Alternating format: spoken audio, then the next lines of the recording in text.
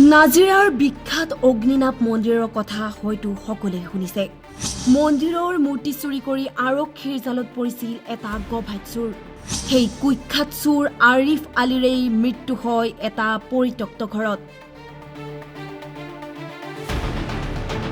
গোলাঘাট জিলাৰ দক্ষিণ হেঙেৰাৰ নিজা বাসগৃহৰ সমীপত এটা পৰিত্যক্ত ঘৰত উদ্ধাৰ হয় আৰিফ আলীৰ মৃতদেহ। দক্ষিণ হেঙেৰা অঞ্চলৰ লগতে গোলাঘাট তথা অসমৰ বিভিন্ন প্ৰান্তত চুৰি তথা ডকাইতি কাণ্ডৰ লগত জড়িত আছিল আৰিফ আলী। যোৱা কেইমাহমান পূৰ্বেও নাজিৰাৰ বিখ্যাত অগ্নিনাভ মন্দিৰৰ মূৰ্তি চুৰি কৰি কাৰাগাৰত আছিল আৰিফ আলী।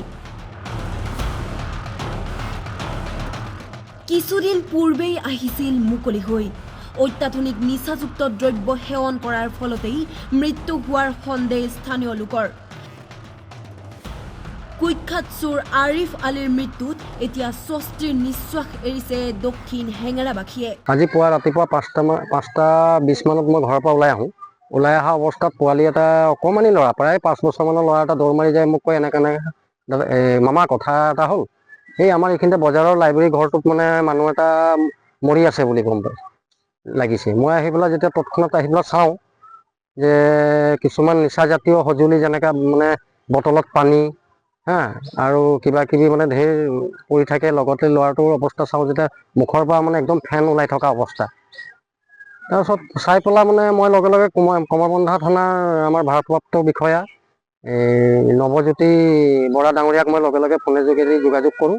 তেওঁ কয় আপুনি এখন ভালকৈ চাই মোক ফটো এটা মাৰি পেলাই দিয়কচোন। মই যেতিয়া ওচৰৰ পৰা গৈ পেলাই ফটো মাৰি চাওঁ, নাই মানুহজন একচুৱেলি ডেথ হৈ গ'ল।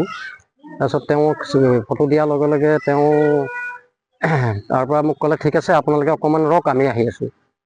তাৰপিছত এতিয়া কথা হ'ল এইটো মানে এতিয়া ধৰিব পাৰিছোঁ যে এইটো আপোনাৰ ধৰক এই ড্ৰাগছ আৰু ভাঙৰ যিটো মানে প্ৰভাৱ ইয়াত চলি আছে আমাৰ এই অঞ্চলত, সেই ড্ৰাগছৰ অতি সেৱন কৰাৰ বাবে মানে তাৰ মৃত্যু হৈছে বুলি আমি মানে সন্দেহ আমাৰ এটা উৎপন্ন হৈছে।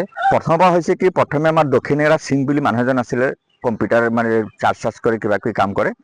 তাৰ দোকানৰ ভিতৰত ৰাতি সোমালে। সি গম নাপায় যে আমাৰ মালিক ভিতৰত আছে বুলি। যে তাক গৰম মাৰি ধৰোঁতে মালিককে মাৰপিট কৰি, মালিকক মই আহি ধৰি মেলি পুলিচত দিলোঁ। তাৰ পাছত সি কি কৰিলে, তাৰ আগতে বহুত হাঁহ চাহ এইবোৰ সাংঘাতিক চুৰ মানুহ, সি মানে গাঁৱত শান্তিয়ে নিদিয়ে ৰাইজক। আৰু গতিকে তেওঁ বৰ্তমান আমাৰ লোকেল নহয়, তেওঁ নগাঁৱৰ হয়, তেওঁৰ দেউতা নগাঁৱৰ হয়, দেউতাৰ নাম আছিলে জালাল আলী। ইয়াত 2-3টামান ল'ৰা আছে নেকি তাৰ ইয়াত, এই ল'ৰা বাকী দুটা ভাল নেকি অলপমান লাগিছে তেনেকৈ। এই ল'ৰাটা সাংঘাতিক বেয়া ল'ৰা। আৰু দ্বিতীয়তে অগ্নিনাথ মন্দিৰ, এই ল'ৰাটো সম্পূৰ্ণ জড়িত। ইহে মানে মাষ্টাৰ মাইণ্ড। আৰু এনেকুৱা বিধৰ মানুহ প্ৰায় মাষ্টাৰ মাইণ্ড থাকেই আমি গম পোৱা মতে। আজি যে তেওঁৰ মৃত্যু হ'ল, ৰাইজে বহুত শান্তি পাইছে। আৰু লগতে আৰু অন্যান্য যিবিলাক ব্যৱসায় কৰিছিল সেইটোও শান্তি পাইছে। গতিকে এনেকুৱা এজন মানুহ আমাৰ মাজৰ পৰা ওলাই মৃত্যু হোৱাৰ কাৰণে গোটেই আমি আজি শান্তি সুখ পাইছোঁ।